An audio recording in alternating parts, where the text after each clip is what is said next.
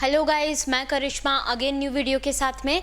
आज का जो हमारा नया टॉपिक है that is cellular respiration from class 7 chapter number 4। ठीक है, तो हम देखेंगे कि सेल्यूलर रेस्पिरेशन होता क्या है, what is mean by cellular respiration, किस क्या प्रोसेस होती है इसके अंदर, किस तरीके से ये रेस्पिरेशन होता है।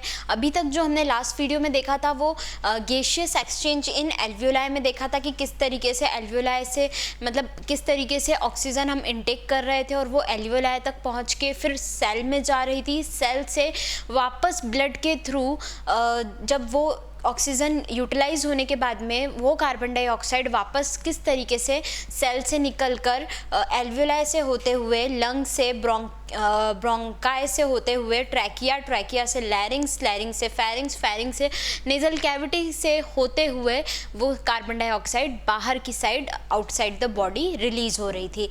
बट अभी हम क्या देख रहे हैं, सेल्यूलर रेस्पिरेशन की। सेल्यूलर रेस्पिरेशन क्या होता है?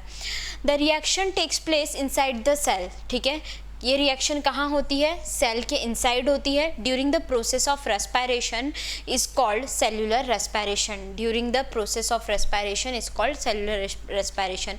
मतलब ये कि रेस्पिरेशन की प्रोसेस के बीच में जो सेल के अंदर रिएक्शन होती है उसे हम क्या कहते हैं? Cellular respiration. मतलब ये कि जब रेस्पिरेशन की प्रोसेस हो रही है तो साइमल्टेनियसली उसके साथ साथ सेल के अंदर भी एक रिएक्शन होती है और उसी रिएक्शन और उसी प्रोसेस को हमने नाम दिया है cellular respiration.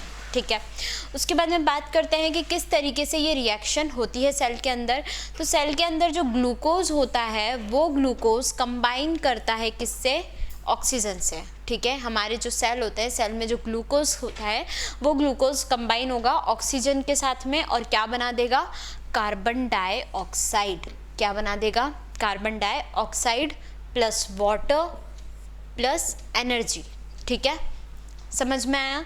Glucose plus oxygen is equal, it gives carbon dioxide water plus energy. तो this is the reaction which is takes place in the cell of the body.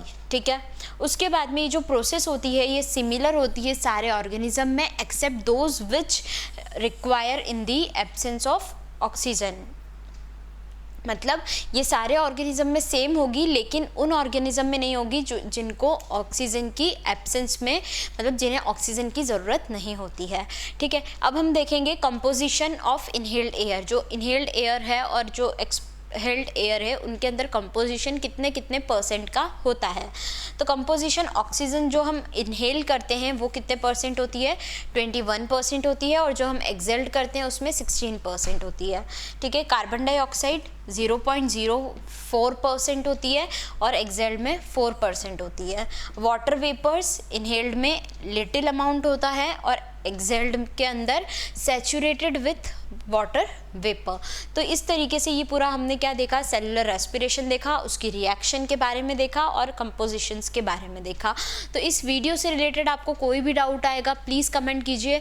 हमने ऑनलाइन होम ट्यूशन भी start किया है, more information के लिए description में check कीजिए। Thank you so much.